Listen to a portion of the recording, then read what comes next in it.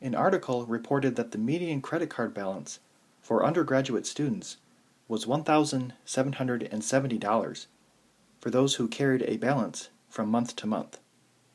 A professor at a university believes that the median credit card balance of students at her university is different from $1,770.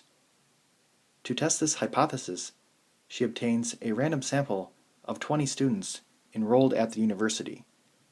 The results are shown below.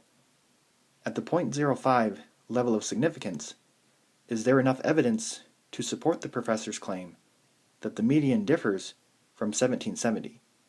Use the sign test. So the claim is that the median is not equal to 1770.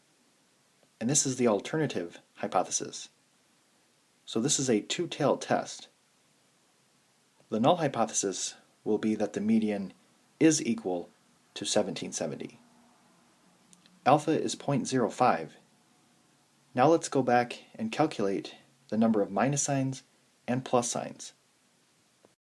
So any value that is less than 1770 gets converted into a minus sign, and any value that is greater than 1770 is converted into a plus sign. So there are 12 minus signs and 8 plus signs. Now n is equal to the total number of minus and plus signs. So 12 plus 8 is 20. For k, because this is a two-tailed test, we have to pick the smaller of the minus signs and the plus signs. So in this case, it would be 8. Now let's refer to the table for the critical value.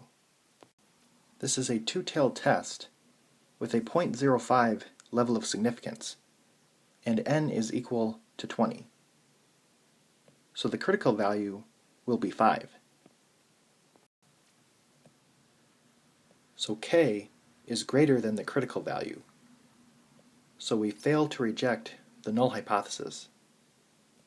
And the conclusion would be, at the 0.05 level of significance, there is not enough evidence to support the professor's claim that the median differs from $1,770.